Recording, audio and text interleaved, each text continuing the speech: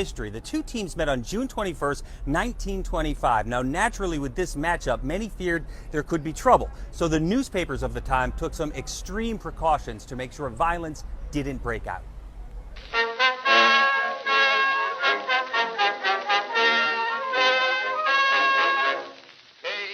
Strangleholds, razors, horsewhips, and other violent implements of argument will be barred at the baseball game. So reads a 1925 Wichita newspaper article promoting a game for the ages. It just knocks you down. It blows you away. The tone and the language that was used is almost as bizarre as this game that took place between this black team and a Ku Klux Klan team. Take me out to the ball game.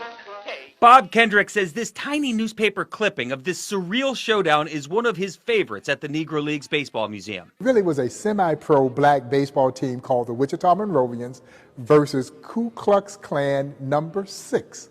Yeah, that took place at Island Park in 1925 with no incident.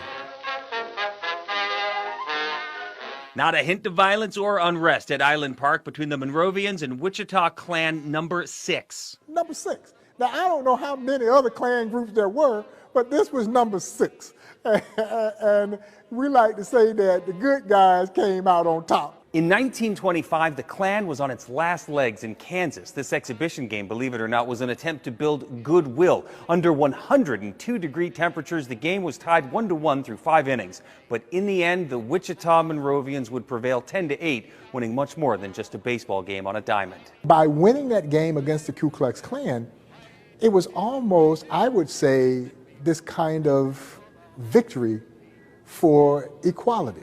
Some of the details in the article are mind-boggling, like this line explaining the Klan team would not be able to bat with wooden crosses. It falls into the category of you can't make this up.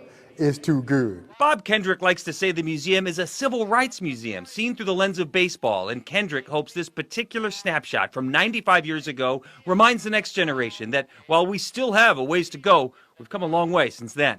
And if they're going to be empowered to do so, they have to be able to look back and understand that life hadn't always been as good as it is today for some of its citizens.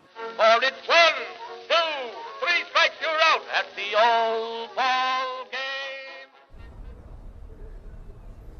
All right, now as we mentioned, the museum reopened this week and there's a lot of new exhibits here. So if you've been here before, there's a lot of new stuff you want to come and check out. Now the museum does ask that you wear a mask. You're encouraged to wear a mask and make a reservation online before you come. But there is so much to see here. Baseball at the museum anyway, back in some small way. Live at the 18th and Vine District, I'm Pat McGonigal, Fox 4 News.